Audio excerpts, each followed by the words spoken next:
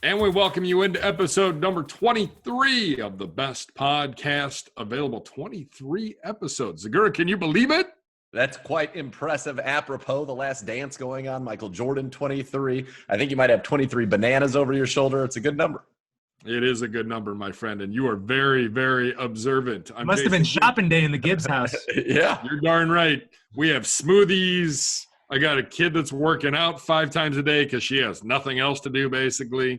Fun times in the city. Good times. Fun times in the Gibbs household. I'm Jason Gibbs alongside Andrew Gribble and Nathan Zegura. It is the best podcast available for a Tuesday, the 12th of May, 2020. And guys, as we get things going, the first thing I wanted to talk about, and I didn't have it in the rundown, but it was something that came to light late in the day on Monday, and that's baseball taking a step money to becoming the first major sports team to return to business after the COVID-19 pandemic.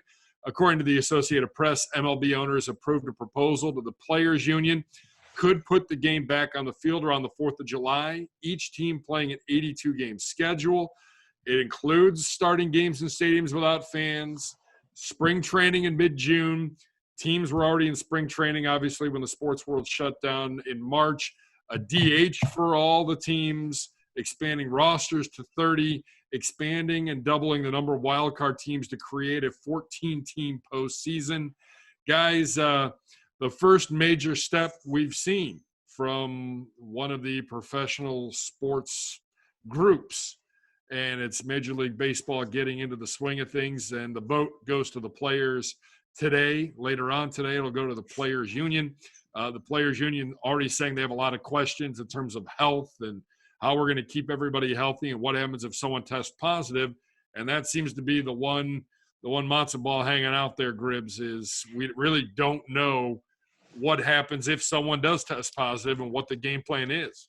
Yeah, I saw a pretty lengthy Twitter thread from Sean Doolittle, who's considered one of the smarter players in baseball. And he raises a lot of good points. And I think that us in the media, unfortunately, we focus a lot on watching these games and the safety of fans, but we haven't talked a ton about the safety of players. And I know baseball is not the most contact sport, but those clubhouses are the ripe environment for where this disease has kind of flourished. And I think that's the concern that he has along with others. But, I'm excited that they've kind of lined something up and they're the first major league whose games have been canceled that have been able to get a plan together. And I'll be interested. First off, the thing that stood out to me is that spring training usually happens in Florida and Arizona in the spring, not the summer. It's going to be hot.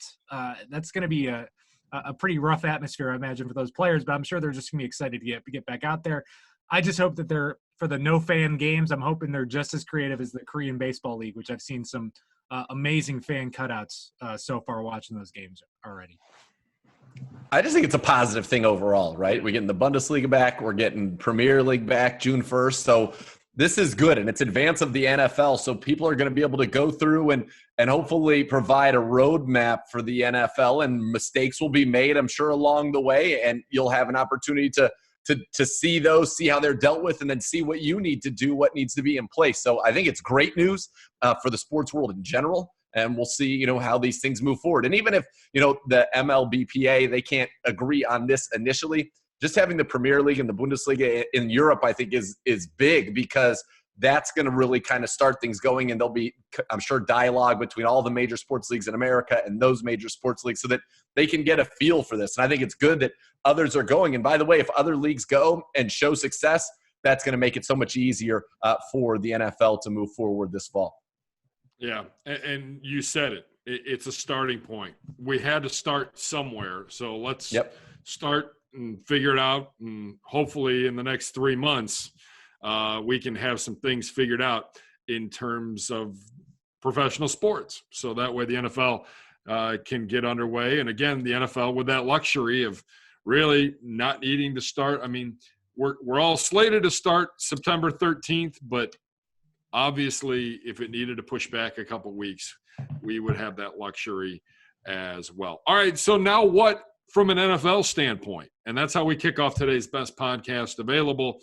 What happens next for the NFL and the Browns? Now that the draft is over, free agency is just about in the rearview mirror and fading quickly. There's still some things to be happening and still some things to be decided in terms of players and who goes where.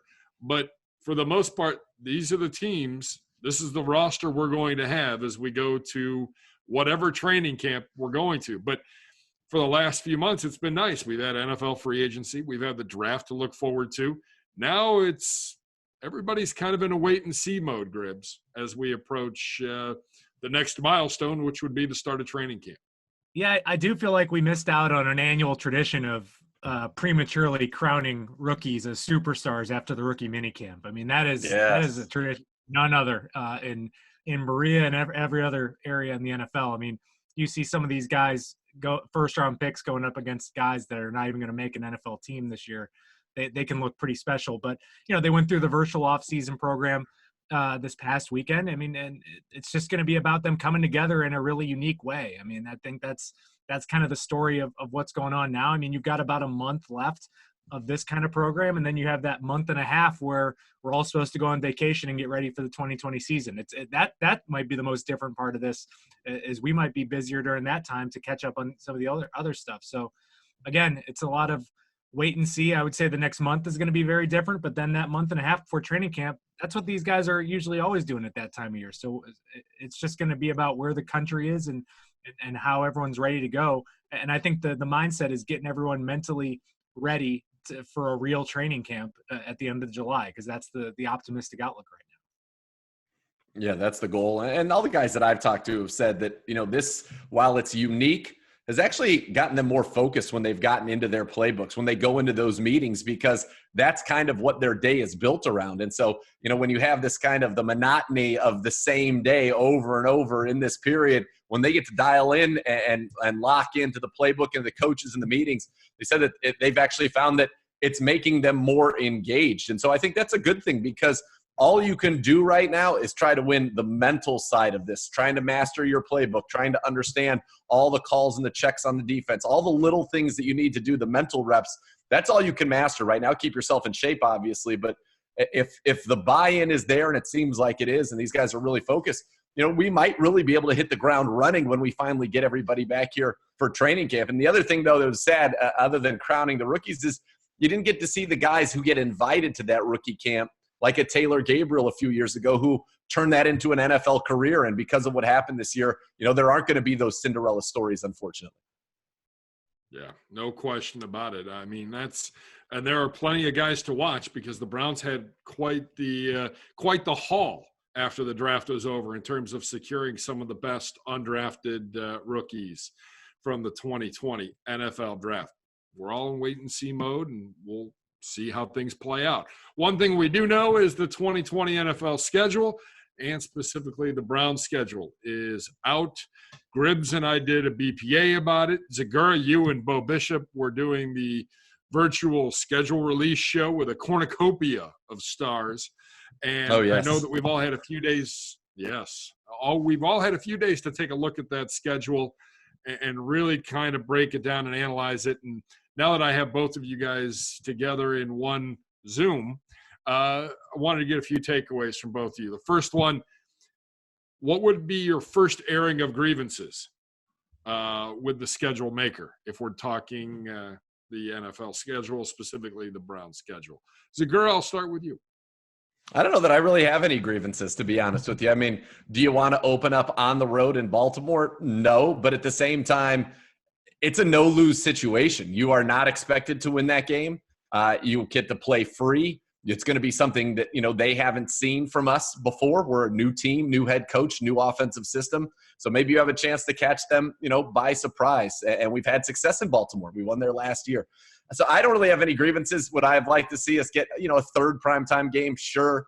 But I'm fine with us flying under the radar right now. I think that's actually a very good thing for this football team. And I love the balance of the schedule, 8 games by 8 games. I love the fact that every quarter of the schedule has 2 home and 2 road. It's really laid out, I think, pretty nicely for the Cleveland Browns. So I don't mind it at all. And we get to go to Jacksonville at the end of November, so that was good timing. I would have had a grievance if they put that Jacksonville road trip in September. All right, the more I've thought about it, and I get sick of hearing this talking point about the Browns and Thanksgiving. I wanted the Browns to play on Thanksgiving against the Cowboys, and I'm sick of hearing people say, "Oh, it's because the Browns weren't very good last year." That's not the reason at all. I think that they're playing the Redskins this year. They stink. Like that, I know it's a division game, but that's not a good matchup. Last year, the Cowboys played the Bills on Thanksgiving. No one thought the Bills were going to be good going into that season. It has nothing to do with the Browns' record last year and why they're not playing on Thanksgiving. I would have liked a Thanksgiving game. It hasn't happened since the 80s. Let's get the Browns back on Thanksgiving. I think that would have been a huge matchup. So I would have rather had that Cowboys game on Thanksgiving. I would give you two options. You could have gone Thanksgiving afternoon in Dallas, or play that game against a divisional opponent Thursday night. Yeah, let's get. I think I would have preferred the Cowboys because I feel like that's like a Thanksgiving staple. Like I sure. get this night game. I almost rarely watch that night game. I'm done by that time of day. I'm Thanksgiving. Well, Friday. The problem is Friday becomes a work day for us. Like we're off and running at 9:30 the day after Thanksgiving. Yeah, so that's my grievance. I know the easy grievance is the back-to-back New Yorks at the end of the season, but that's a personal issue for the players. I don't know if that matters, or it's just like going on two short road trips back to back. I mean, it's not. It's just the same stadium, same locker room, same nice hotel. Just different colors. Yeah. 1 week it'll be blue, 1 week it'll be green. I just want to know if I can keep all the radio gear in the booth and not have to pack it all up at the end. That would be spectacular. Next up, toughest stretch for this team. Gribble, we'll start with you. I know you had some thoughts last week as to this. I want to know if they've changed at all now that you've looked at the schedule. No, they have not, because I think that it's the post-bye stretch that you have with the Texans, Eagles, Jags, Titans, Ravens. I mean, that makes or breaks your entire season, and I think that's one of the tougher stretches you're going to have during the entire season. And I just think that if you can come out of that stretch 3-2, you're probably in good shape going down the stretch and playing some meaningful football the rest of the way.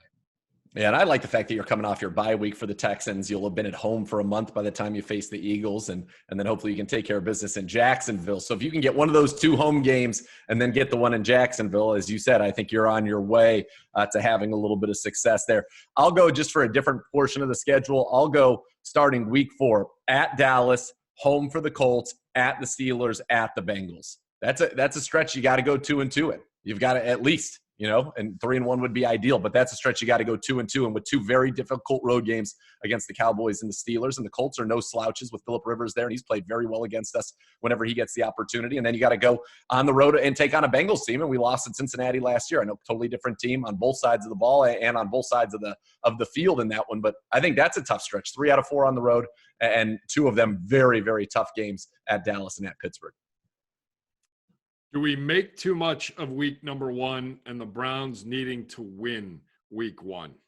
No, they don't have to win. They don't have to win week 1. They're 10-point underdogs right now. So I like that, though. You can play that. We're not getting any respect. We beat that team by double digits last time we were in Baltimore. If it wasn't a late touchdown, we would have beat them by 20.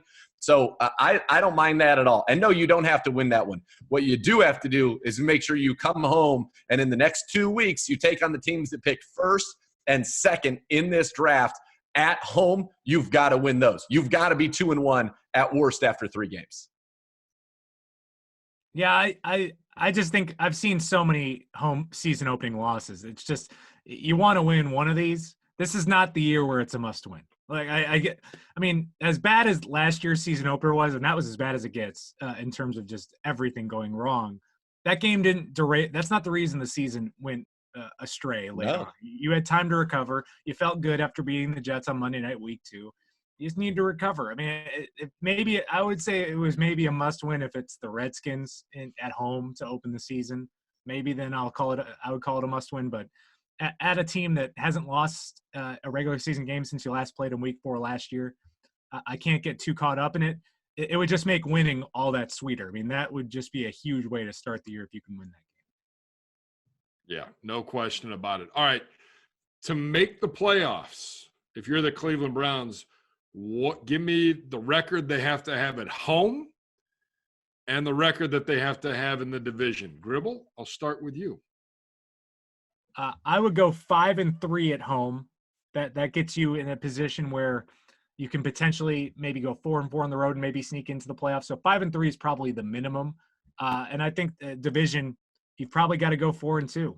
I think with the way that this thing is set up, especially if you're dealing with the 7-team playoff format, you're going to want to have a better edge over your division foes, who I imagine, if we're talking about 7 teams in the playoffs, you're probably including the Ravens and Steelers in the mix there as well. Zegura? Yeah, I think probably that's right. I think 5-3 at home. I still think you can go 3-3 in the division if you split and still have an opportunity to make it. But yeah, you want to go 4-2 and you want to sweep somebody. And that's something we haven't been able to do. Last year, we got to the point where we did split with everybody. Now we need to step it up and we need to sweep somebody this year. And so I think that's the right record for it. Look, you got to be 9-7 to be in the conversation, period. I mean, however you get there, truthfully, it doesn't matter. You've got to get there, and you've got to be at a minimum 9 wins. 10 wins, I think you feel pretty good about your chances. And there's a path to 10 wins. I mean, I really think there is a nice path to 10 wins, but you've got to handle your business, and you're going to have to beat, some very good football teams. There's some good teams on the schedule. I really think starting fast, though, is important for this team. And yeah, at 2-2 after 4, that's right where you were a year ago. I think that would be fine.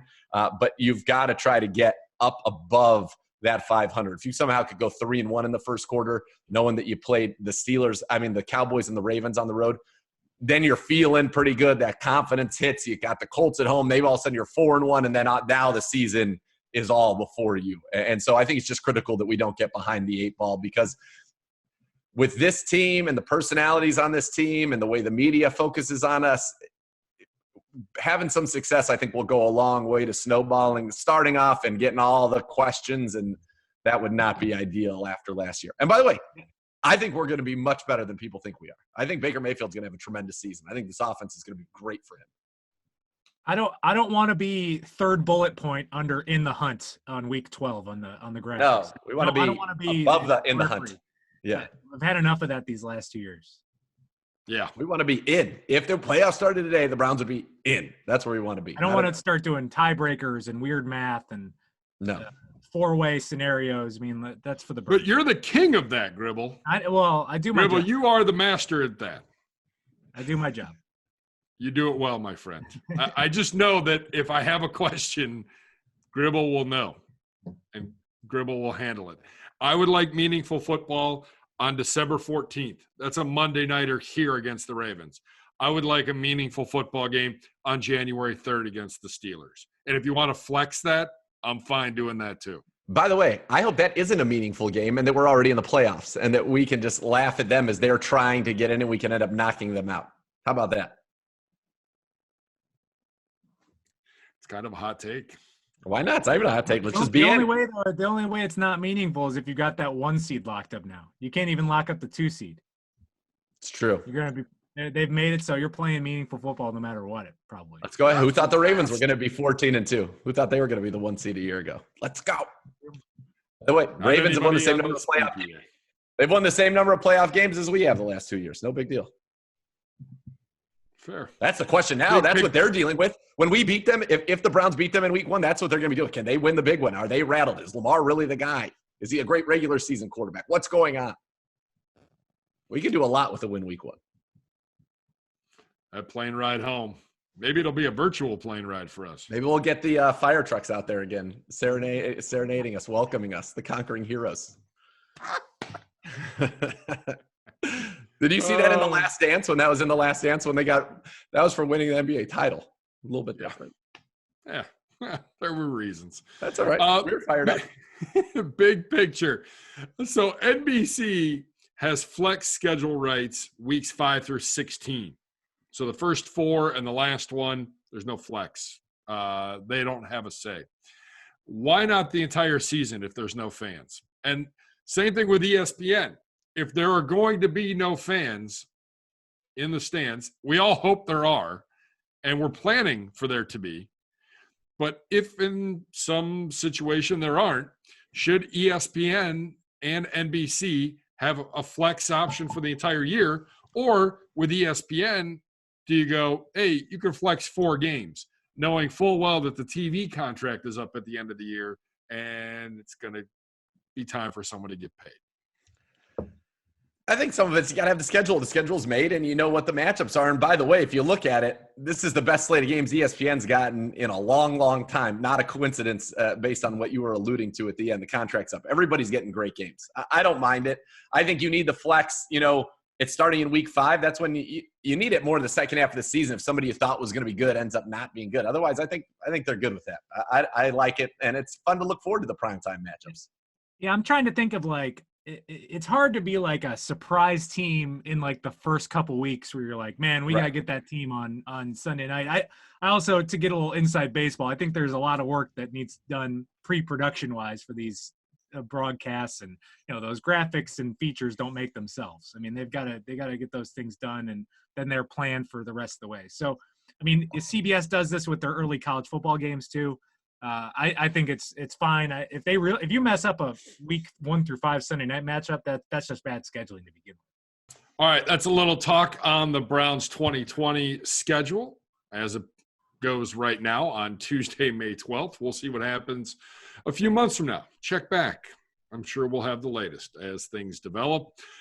Peter King, guys, I wanted to talk about in his Football Morning in America column today, I should say yesterday, with an I think on his 10 things I think. Number 1, I think there's more than one team right now thinking that in the age of the virus, any road trip that is a 2-hour flight or shorter will be day of game travel. And he points out the Ravens have 3 home games, a bye week, and 2 road games between September 21st and November 7th. The road games at Washington, a 31-mile bus ride. At Philly, a 106-mile bus ride.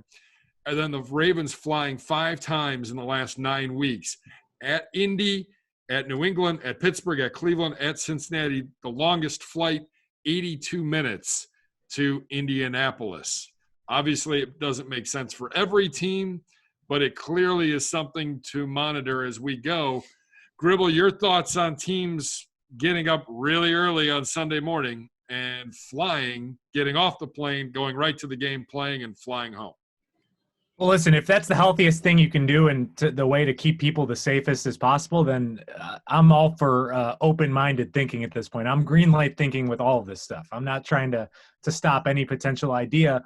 I would say it would with the Ravens, their schedule mirrors ours, obviously, pretty closely. And the Browns, I mean, compared to last year, I think the flight to Dallas might be the only long flight the team has all year. Jacksonville's maybe a little bit over 2 hours, but that's about it. I mean, so the schedule's pretty similar for the Browns as well. I would just say that doing that flies in, not pardon the pun, it flies in the face of like everything we've been told about getting these guys' bodies right and ready to go for playing in these games. And that would be the question I would have is, we hear about guys locking up on planes, or there's 350-pound guys stuffed in small seats. You want to give them time to get their legs back. I mean, that's the thing that you'd worry about, and if it could or not, I don't know the answer, lead to more injuries. I mean, that's stuff that all the medical smarter people than me need to figure out. But again, green light thinking. I'm willing to get creative. Yeah, it could make a lot of sense. I mean, think about we have back-to-backs in New York. Who knows what's going to be going on in New York at that time? But the idea that you could fly in, get right into sanitized chartered buses, take those right to the stadium, play, get right back into those, again, sanitized chartered buses and get right back into your own plane, it just limits the exposure on so many levels for the team. So I think it could make a lot of sense in the games where you have short ones. Now, if that's something that teams do decide to do, if there's a handful of teams now, because it's not going to be feasible for every game, I think the NFL would do we talk about flex scheduling, a real service to say, you know what, we're going to move some of these games to 4. Like, we're going to have games that naturally teams have to fly in the night before. Let's leave those at 1, and let's if there's some same-day travel, let's let those games be at 4. Because all of a sudden, if you're talking about the bodies, if you can get on a plane to New York at 10, land at noon, be to the stadium by 1, I think that's – and then you have, your 3 hours to really prepare for that game. That probably feels pretty good to these players and probably feels pretty good just in general. As you know, we're fortunate to travel with the team. These are short flights. Yeah. The players are in, it's not ideal. It's not like an NBA plane where everybody gets their own luxury recliner, but I think they would be fine under those auspices. But I think that would be, to your point with creative thinking, is saying, all right, let's look at the schedule. Okay, these people have to go the day before. Let's keep them at 1. These people who don't, let's maybe move some of those games to 4 to give them flexibility here on this travel. Yeah, I think it's something that bears watching. And Nathan, you bring up a great point about moving maybe some of those day of travel games a little bit later in the day. And it goes back to, we have a schedule.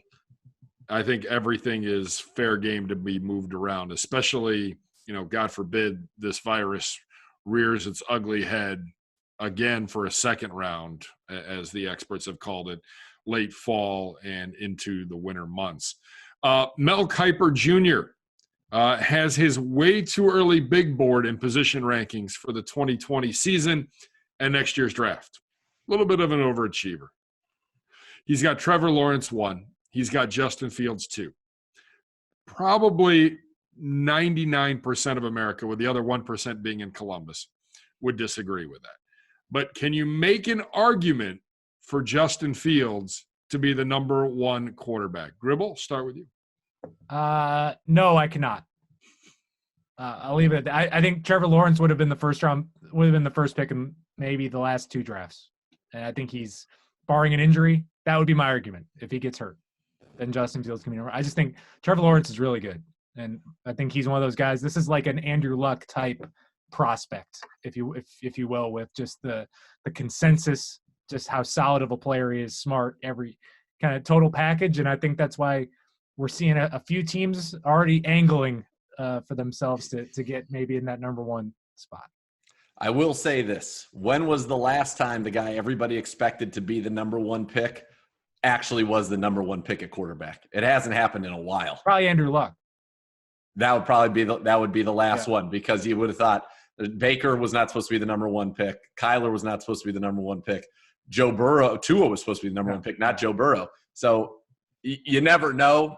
It sounds like they're both tremendous prospects. I know everybody. Justin Fields is a great player in his own right. Lawrence, I would be shocked if he ends up not being the guy. But then again, we haven't correctly predicted that top quarterback, a few years in a row. So we'll see. We'll see what happens. But Trevor Lawrence, certainly, every time you watch him, you say, yeah, I get it. And that's not to say you don't when you see Fields, but Lawrence has been there and been kind of groomed to be this guy for a few years. As you mentioned, Andrew Luck's probably the last time you had somebody where it felt like that. Yeah, right. Lawrence in this draft would have been interesting. Lawrence versus Burrow, with the season Burrow had, that would have been incredible. And I think there would have been some divided people on that. Yeah.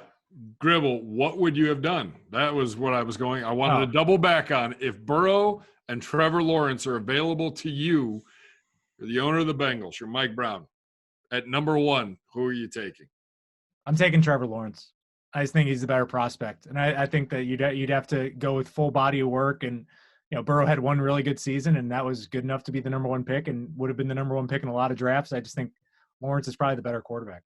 All right, Zegura, if you're Washington at number 2, in that situation, I would almost have to guarantee someone's coming up to number 2 to grab him. No, I'm staying there, and I'm picking one of those 2 guys. Like 100%. Haskins' experiment's over? Over. Somebody else. We'll send him to Jacksonville. They need a quarterback to compete with him. Do what the Cardinals did with Josh Rosen. Absolutely. Absolutely. You think you got that guy and Lawrence and Burrow, if you could get one of those 2? Absolutely. Not even a question in my mind. I wouldn't even listen. I'd listen to offers. Now, if Miami offered me 5, if they offered me their 3 first-rounders, then I might really think about it, because I could talk myself into the Tua Jameis pairing and then go ahead and load up in the draft. So we'll see. But I would probably stay. It would have to be something that completely blew my mind. Otherwise, I just would have stayed there and taken the quarterback. Quarterback's the most important thing in the NFL, because it's not just having a good one. You have to have a truly elite one. Sometimes having a good quarterback who's not great is almost worse, because you're constantly going to be kind of good, but you're never going to be able to win the Super Bowl.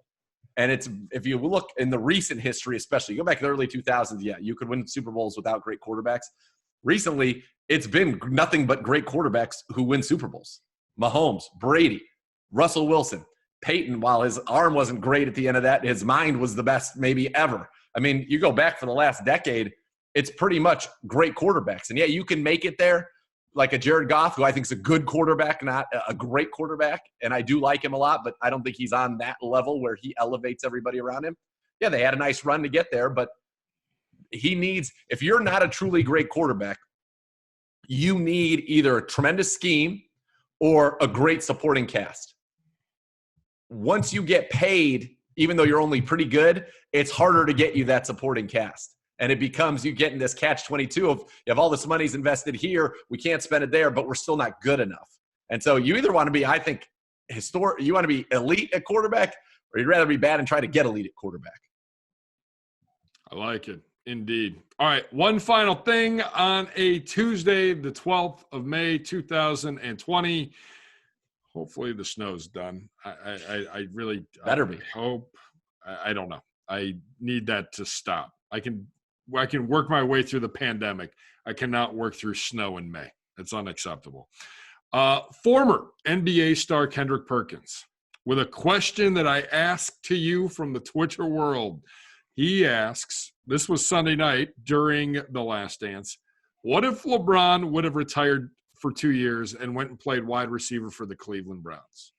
Can we put the myth to bed that this experiment might not have gone the way that everyone would have thought? Or does that myth live on? Gribble, I'm going to start with you. I mean, first off, I'd want him at tight end, not wide receiver. He'd have to drop some pounds to get to wide receiver. Secondly, I mean, that could have been lose-lose for everyone. And I would be worried. I mean, the Cavs lose their best player. I mean, LeBron, that would have been fun for the Browns. When is that putting you over the top? I mean, do you need to sell tickets? I mean, that would be the only upside. And I'm not doubting LeBron's prowess. I think he was a great high school football player, but one non-quarterback does not make you a championship level team, but taking a LeBron away from the Cavaliers would make them not a championship team. So I'm down on this experiment. I think he'd have been a Pro Bowler. I really do. I mean, I watched us take Terrell Pryor, who couldn't even get off the line of scrimmage in Buffalo in training camp, and a year later was a 1,000-yard receiver in the NFL. And he's a tremendous athlete in his own right, but LeBron's a better athlete. LeBron's one of the greatest athletes ever. At tight end, he would be a mismatch. I mean, is he almost too tall? He's like what, he's 6'8"? 6'8" or 6'9"? I just think he'd be. The way that he can move. Territory. The way that he can move, he's not playing quarterback. The way that he can move, his agility, his body control. I mean, you think about how good Antonio Gates was. Antonio Gates was a basketball player and wasn't a tenth of the athlete of LeBron James.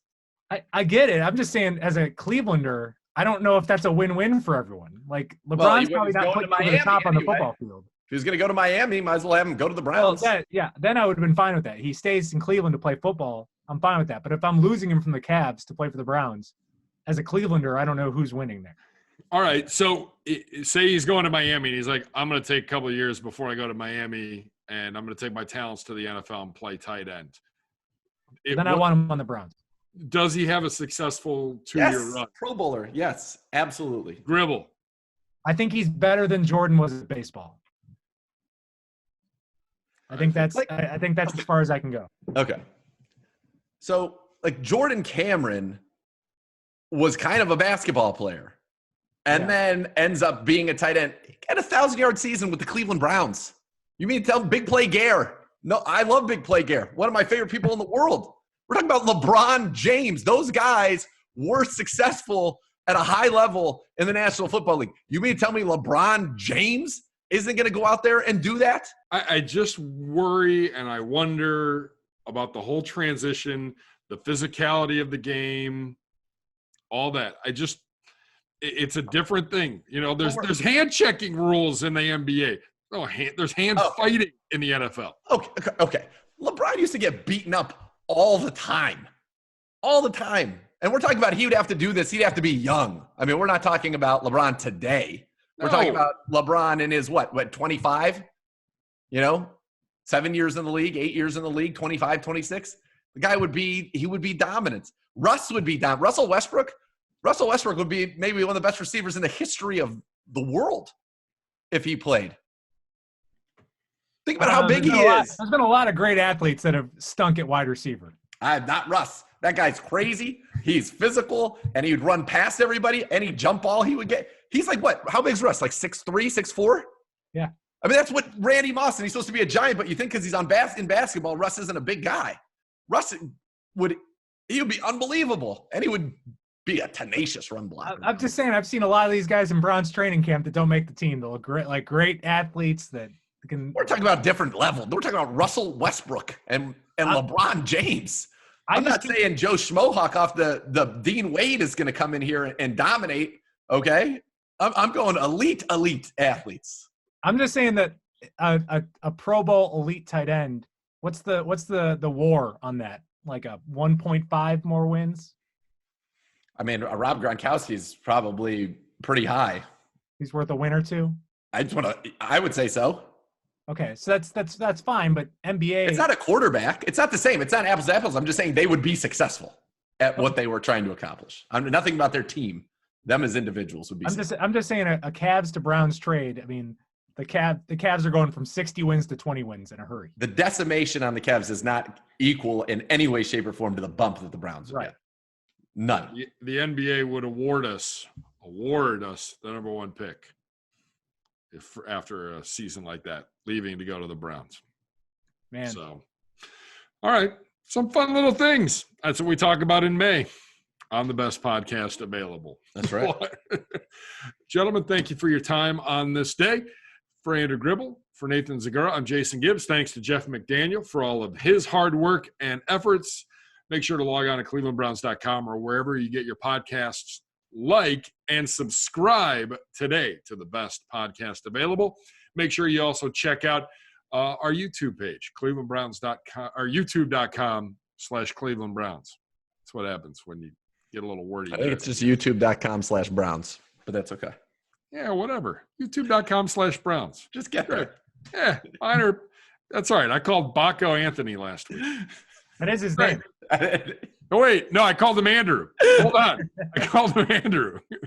Yes. I was waiting for the having all kinds of fun today. Yeah, that's what I'm talking about. I called Gibbs last week. Crazy. Yeah. I've been called a lot worse in my life. We'll leave it at that. For Andrew Gribble, for Nathan Zegura, I'm Jason Gibbs. Thanks for watching and thanks for listening to the best podcast available.